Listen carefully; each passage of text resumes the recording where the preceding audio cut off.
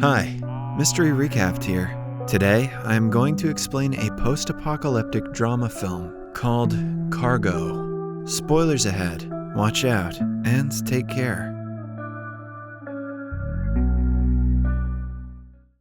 At the start of the film, we are introduced to a couple, Andy and Kay, along with their 1-year-old daughter Rosie, in a world ravaged by a virus that turns people into zombies in 48 hours. They seek refuge on a houseboat in rural Australia. While relocating to a safe space for the night, Andy spots 2 children playing on the riverside. He waves at them and tries to talk with them, but their father spots Andy and draws a revolver from his belt, compelling him to continue on his way.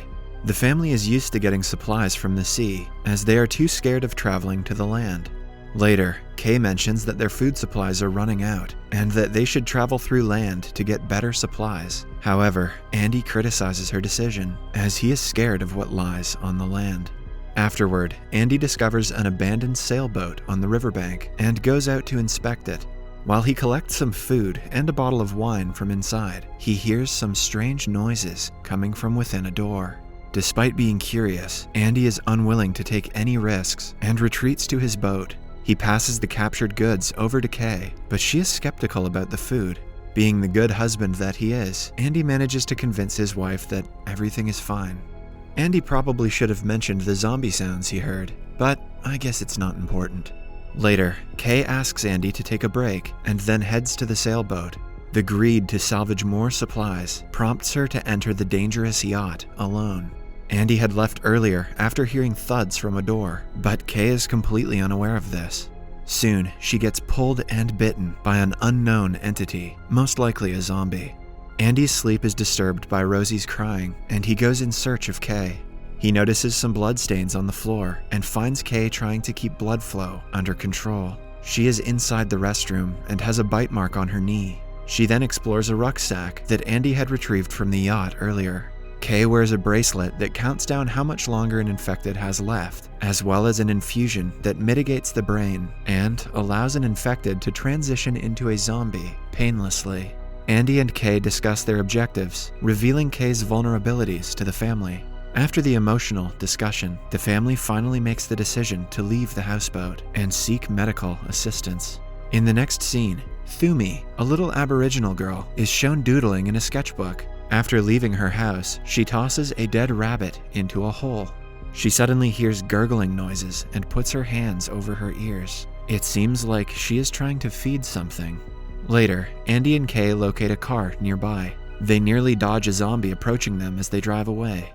After some time driving, they stop the car so that Andy can study a map as Kay starts changing Rosie's diaper. Just then, Kay drops on the floor, vomiting blood all over the place. Andy jumps out of the car and swiftly calms her down. Kay appears to be transforming into a zombie. On the other hand, Thumi can be seen throwing a snake into the hole again, but this time she hears no sound.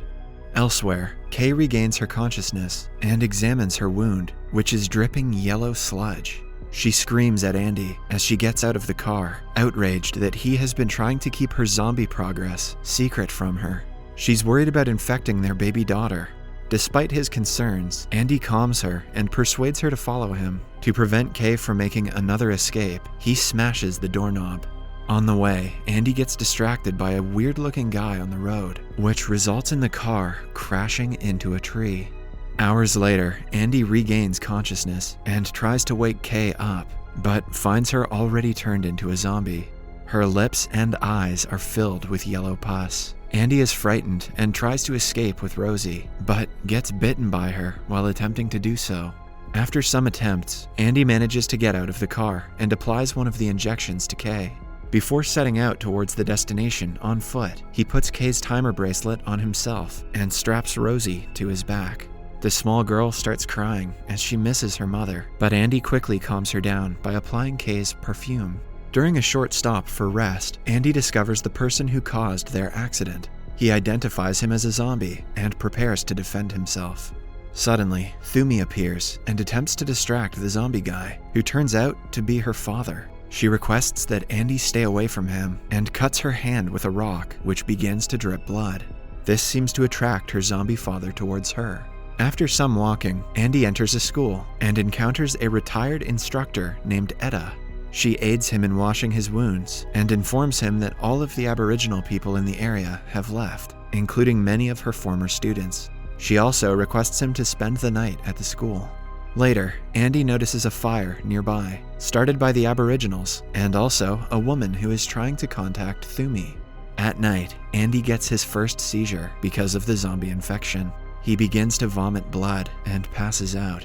The next morning, he wakes up and walks outside to meet Etta, who urges him to look for Thumi's father, Willie, as he will look over Rosie. She then advises Andy to stay away from the Aboriginals, as they murder any zombies or infected who come near them. After the conversation, Andy heads out once again.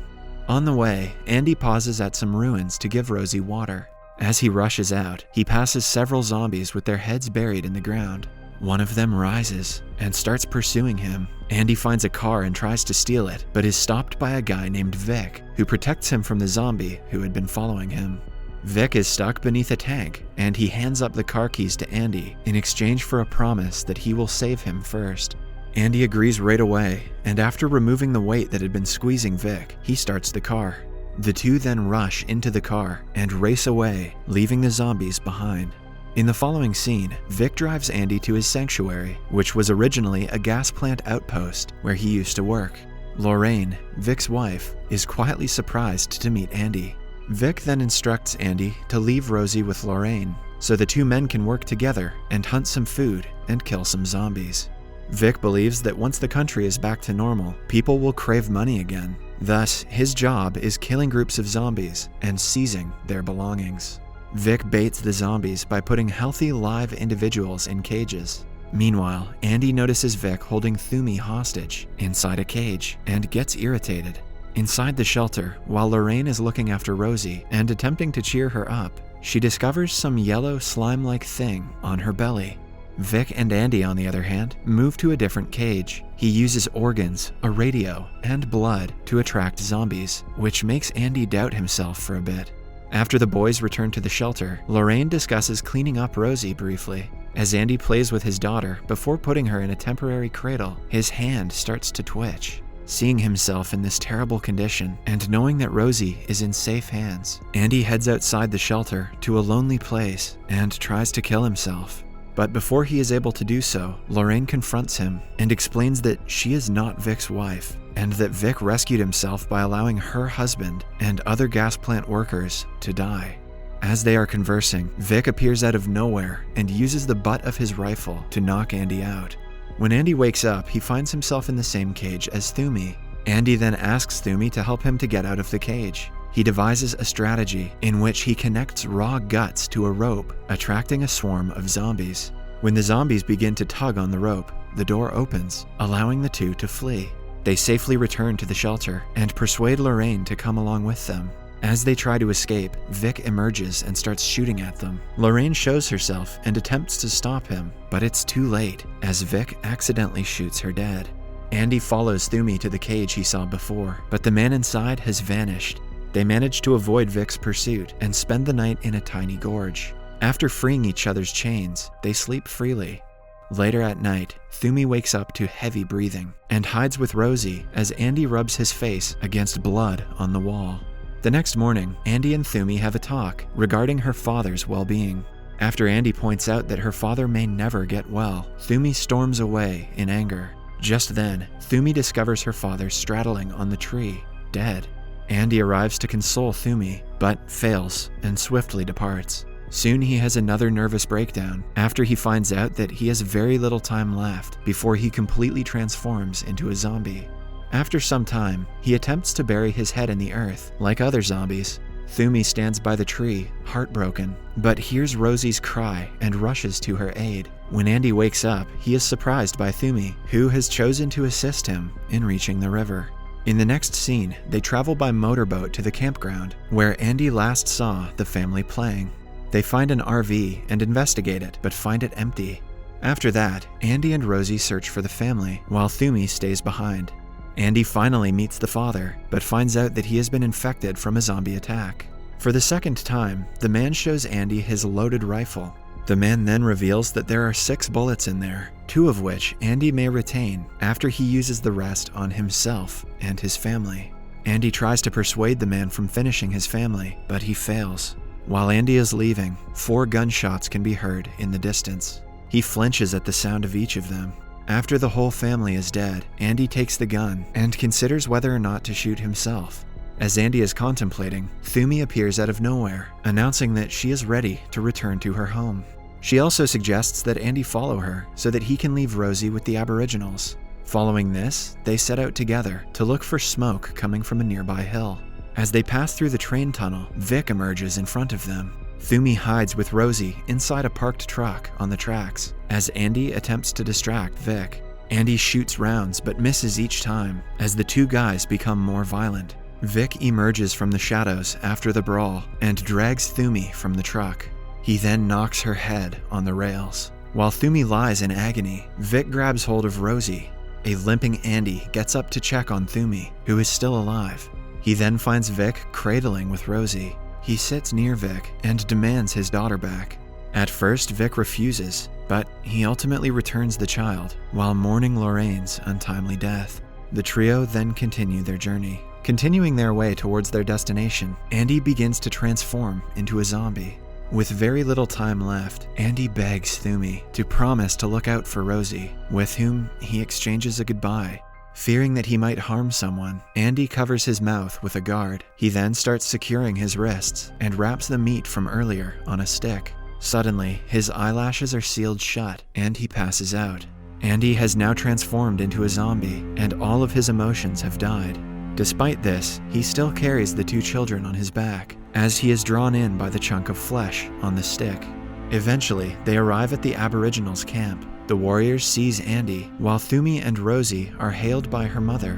One of the warriors is about to strike Andy with his spear, but Thumi intervenes. She then takes Kay's perfume bottle and gives it one final spritz. Andy is briefly brought back to awareness by the aroma, which reminds him that Rosie is now in safe hands. Following that, Thumi ultimately allows the warrior to put Andy out of his misery. In the final scene, the Aboriginal people are shown traveling to a shelter where they are received warmly by several members of the tribe. Rosie is being examined by Thumi and her mother when they see the words "thank you" scrawled in white paint on her tummy. Subscribe for more videos like this, turn on notifications, and leave a like to help the channel out. Thank you for watching.